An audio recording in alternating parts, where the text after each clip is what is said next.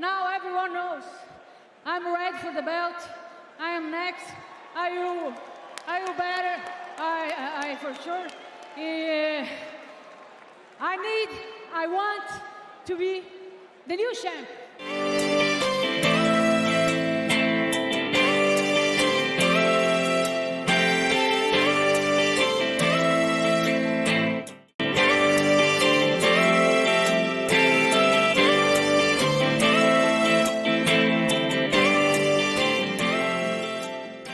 How you doing? This is Black Shy Guy. Welcome to my channel once again. This is the UFC 272 recap. Let's be honest. We're just recapping two fights, okay? Two fights. Obviously, that brings views, okay? Listen, I'm not going to dive into the other fights, but even though that Barboza fight was very interesting, I don't know why people are not watching that, but Barboza just got manhandled in that fight. But anyway, without further ado, let's dive in. Before we continue, make sure you hit the like button after the video if you really enjoyed it. And also subscribe to my channel. And also hit the alert button to get notified for any upcoming new videos that I release. This is Black Shy Guy. Thanks for sitting at my table, baby. Let's dive in. Listen. The fight between Marina Rodriquez, as you can see in my screen, I've been rewatching a whole bunch of the UFC fights on 272. Yes, I have the ESPN Plus subscription. It's so worth it. If you don't have it, you gotta go get your subscription, because then you can rewatch these fights, and the main event basically is cheap for you. You know what I mean? You might be paying only $70, $60 for it. You know what I mean?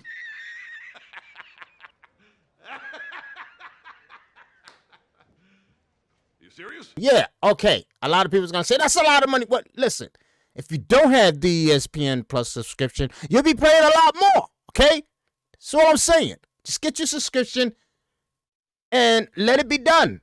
The money is well worth it. And 272 was surprisingly very good. I wasn't talking a lot about 272 for the simple fact that I don't know. I just didn't see it very interesting, other than the fight of Marina Rodriguez and Xiaonin. For the rank, for the upper rank, you know, basically they're still gonna be ranked 3, because basically 3 and 4 is gonna be fighting. So now Marina Rodriguez is ranked 3 after defeating Xiaoning, and this fight was so interesting. This fight was so good because, I mean, listen. Besides the Colby Covington and Masvidal fight and the Barboza fight, I mean, I was really surprised that Mitchell's dominant win, honestly. Even though it went to decision, he dominated. But I was so surprised. I was so really surprised off of that Barboza fight. I'd never seen Barboza get manhandled like that. Other in one other fight, I think he got manhandled. But Barboza is a beast, and I just was so disappointed in seeing him like that. But anyway, let's dive into before we go into the Colby Covington and Masvidal fight, which unfortunately I cannot show anything on that fight because UFC at ESPN is not playing with the strikes. They are striking down every single video you show a clip of, man. They ain't playing. But anyway, I'm trying to keep it real with you, but the Xiaonin fight was so good. I mean, besides that first round when Marina Rodriguez landed that low blow, because obviously that really put a detriment in that round for her. When she landed that low blow, she definitely was not going to win that round. She was not going to win that round. So that was a real big deterrent, and she knew it. She knew it. When she hit that low blow on her, she knew she lost that round, period. And because it was already close, so now that you put a negative on a round, you definitely lost it. So it was like, what, 10-9 Xiaonin, because Xiaonin did really good in that fight. But Marina Rodriguez, to me, the fact that she knew she was already down a round, she came out on the second round and she was accurate with her strikes. She was really dominant with her strikes. She went after Xiaoning, but not in a way that her coach liked it, it seemed. They were not happy with her when she got back into the corner. And in the third round, she was also really hesitant almost in the beginning to go after Xiaoning until they was berating her and like, yo, you better go after her. Because listen, We don't want it to go in the hands of the judges. We want a definite win. So Marina Rodriguez went after her. Marina Rodriguez went after her. And that was Xiao Ning's Achilles heel, because Xiao Ning was backing up almost the entire third round. She was not aggressive. She was not going after Marina Rodriguez whatsoever. She was always on the defensive. And despite basically bruising Marina Rodriguez's left leg so badly, only off a few hits. She only hit a few times on that left leading leg, and Marina Rodriguez's left leg was already red and bruised. And what surprised me is that Marina Rodriguez still was stepping into her punches. She still was not really that damaged on that left leg, and that shows her toughness, because she was not limping. She was not showing any sign of fatigue off of that left leg, and that really surprised me. But the thing is, if Xiao Ning would have kept going, that left leg would have been done. It would have been done, but she didn't keep going. She was so defensive. I don't know why. She could have really, really easily captured this fight, and she would have pushed on into the second, but she didn't. She was hesitant. She was backing up. She wasn't really aggressive. She did land on a few strikes, definitely on Marina, but it was not decisive enough to give her the rounds, because she was not going after the cap. After she was capitalizing, she was not going after it. Getting off hits and then backing up and going all the way back and fighting off your heels. You're not going to give the judges a definite decision on your end. You're not. The fact that Marina Rodriguez was landing punching and pushing forward and landing a couple of more, not damaging, but landing nonetheless, gave her those last 2 rounds. And I believe this fight would have been so much more interesting if it was 5 rounds. Unfortunately, it was only 3 rounds. Obviously, it maybe could have been a big difference changer for Xiao Ning if it was 5 rounds, because this is why this fight was so damn close, because this fight could have gone to either fighters.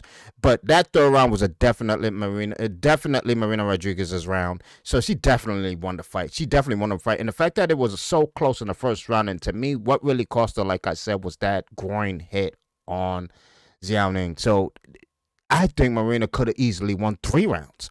But it is what it is. It was a great fight. That strawweight division is so damn close when it comes to talent. And now that Marina Rodriguez is ranked 1, and she demanded to be the next one in line for that championship title fight.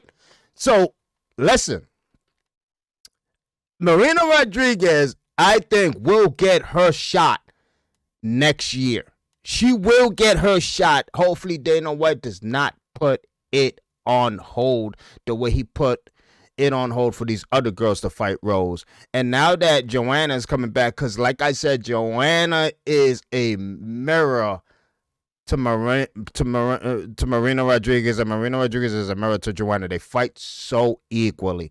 They fight same. They have that same leading front kick. They just look so identical. It's not even funny. But what fight that would be. Marina Rodriguez against Joanna. That would be so good. But like I said in my last video, go check it out. If you didn't see my last video, I did suggest a couple of things Joanna should do before she starts fighting these top 5 ranked fighters, 5 to down low, because she really needs to get warmed up back into the octagon. Even though her fighting Mackenzie Dern is not dangerous, because Mackenzie Dern, despite her being ranked 5 now, I believe, I don't think she's a danger to Joanna at all. Mackenzie Dern is not ready for Joanna. So if Joanna is going to fight a top-ranked fighter among that list, it should be Mackenzie Dern, just to get it warmed up. Because I think Joanna, honestly, no disrespect to Mackenzie Dern, because Mackenzie Dern is a fighter, but Mackenzie Dern cannot handle a good striker, and Joanna is among the top of those elite strikers, and Joanna will put a detriment on Mackenzie Dern's face if they end up fighting, and Joanna will automatically capture that rank 5. Listen, hey, I'm calling it, okay?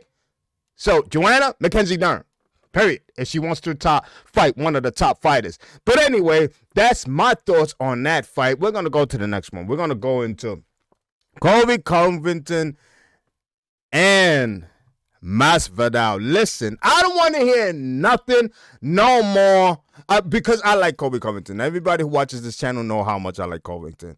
I don't want to hear nothing no more about Masvidal, okay? I don't want to hear no more about Masvidal. I don't know why so many people, for some odd reason, was so sure that Masvidal was going to beat Colby Covington. I don't know where you guys were getting this information, where you guys' thought process was to decide to think that Masvidal would take Colby Covington out. That's not going to happen. It's not going to happen. As you can see, he dominated that fight despite Masvidal fighting basically at his best. Unfortunately, I can't show not one clip because it will strike down my video. I wish I could show you guys clips for those who didn't watch it in real time and for those who probably saw snippets of it, because a lot of people did upload it on their YouTube and I think it got sniped down. If you managed to see some of the fight before it got sniped down, God bless to you or whatever, but I do suggest you get a subscription on ESPN Plus.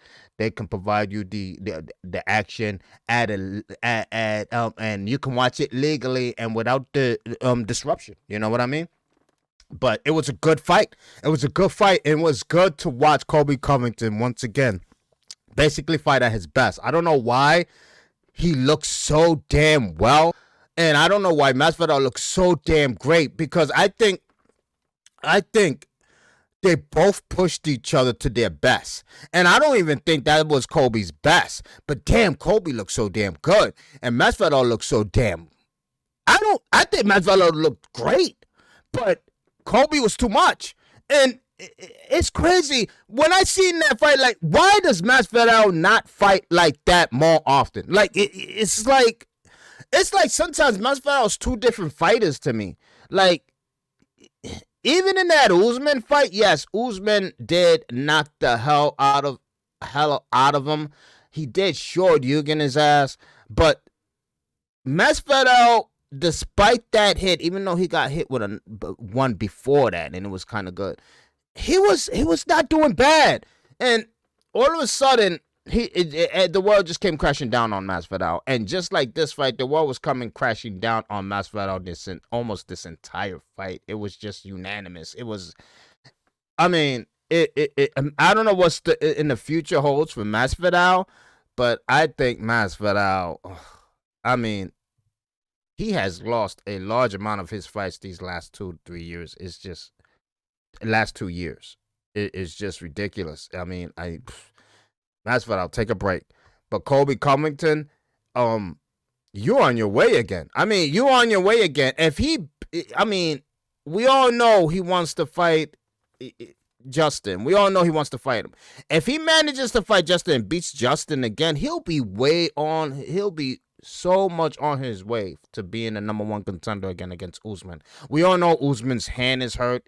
He's going to get surgery, I believe. I'm not sure. So don't quote me on that. But obviously Usman is going to be out for a while. He's going to be out for probably a year and a half. I would say the most, a year and a half. So obviously that fight between Colby and Usman again is not going to happen for a good while, because I don't think there's anyone for Colby right now other than Usman.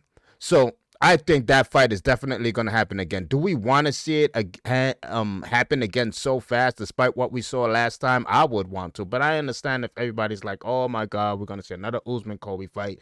He's going to lose again to Usman. I mean, I guess everybody is not in a rush to see that fight again, because if it does happen again and Colby loses again, Colby, do not fight Usman no more. And I believe it.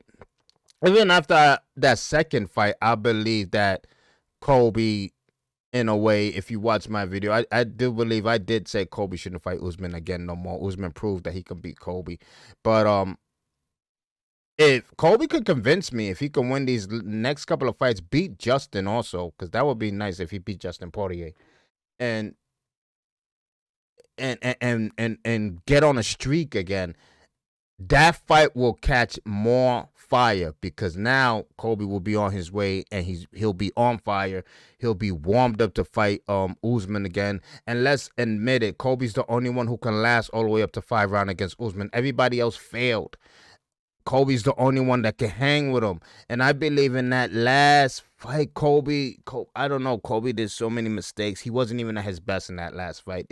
I mean, put down in the comments what you think, if you think Colby was at his best. But I don't believe he was at his best whatsoever.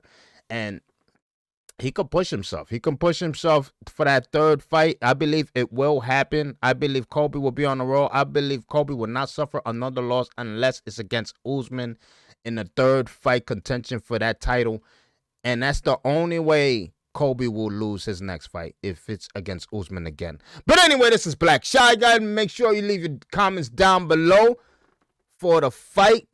I mean, listen, I'm not going to cover the other fights because obviously a lot of people, I don't know why they don't care about the other fights, but I do. But for some odd reason, nobody ever comments about the other fights.